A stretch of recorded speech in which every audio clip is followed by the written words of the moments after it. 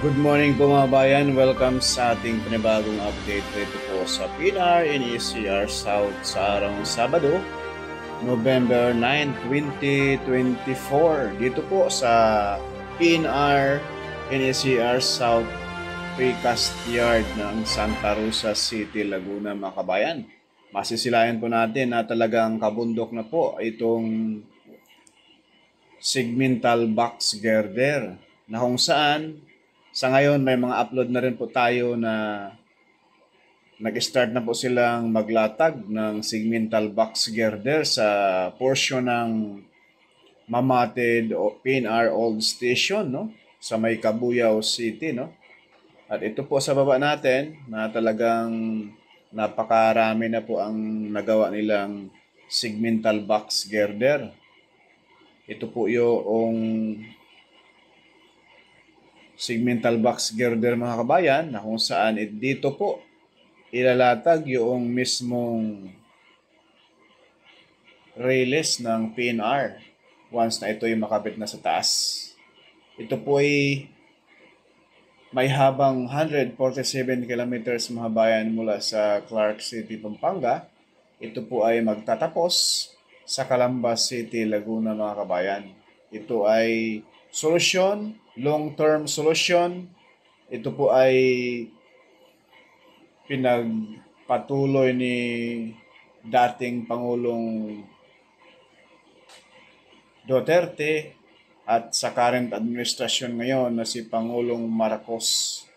Kumbaga wala po silang mga kabayan, no? Halong politika ang nasa puso't isipan ng dalawang presidente na ito ay mapakinabangan ng sambayan ng Pilipino, mapaluwag ang transportasyon ng ating bansa. Biruin niyo po mga kabayan mula sa norte, sa Clark, Pampanga, sa mismong airport doon na bago, sa Terminal 2, no? Yung pinagawa ni PRRD doon na napaka-modern na airport. At ito'y magtatapos sa Calamba City, Laguna. Biruin nyo yun mga bayan, once na tayo yung taga Pampanga gustong maligo, no? Rito sa sikat na hot spring dito po sa probinsya ng Laguna, walang iba yung Pansol, no? Alam naman natin na talagang pang world class ang Pansol mga bayan. Andyan po yung mga hot spring, no? Napakaganda. Kaya once na ito ay matapos sa 2028, no, fully operational po ito mula doon sa Pampanga hanggang Calamba City, Laguna. Kaya ganito na lang po, 24/7 na po ang trabaho rito sa South mga kabayan. 24/7, no, walang hintuan na po ito dahil paspasan na po ito dahil ito po ay sa darating na 2027 may partial operation at atin pong pakinggan yung panayam kay DOTR Secretary Sir Jaime Bautista. Ito po. Clark to Valenzuela, no? We are expecting na mag-operate tayo by end of 2027 or early 2028, no? And then yung construction from Valenzuela to Calamba, siguro it will take another 2 years. Itong buong project na to from Calamba to Clark ay almost 800 billion pesos. More than 800 billion. Napakinggan po natin mga kabayan ang pahayag ni DOTR Secretary Sir Jaime Bautista.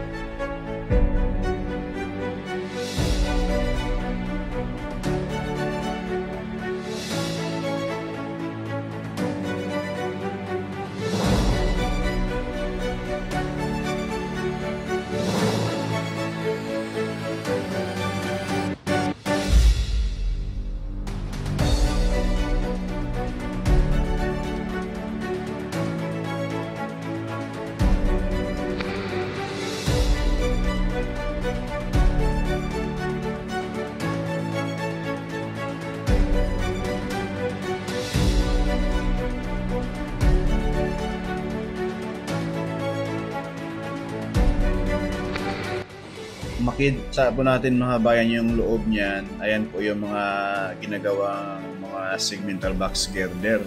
Diyan na po sa loob, inuhulma, no? Yung pagawaan talaga.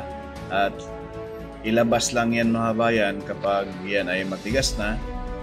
Ibibilad na nila rito sa araw para lalong tumigas at mas matibay. Yan po yung warehouse na yan sa loob mga kabayan.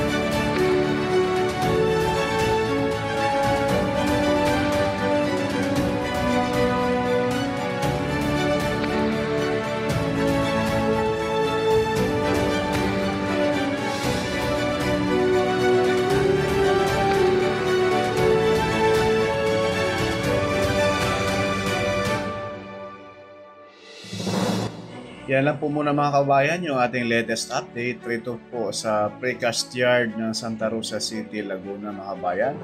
Porca Studio, hindi sikat pero nag-aabot ng balitang tapat. Shout out po sa ating mga OFW, Ma'am Amy Campbell, no?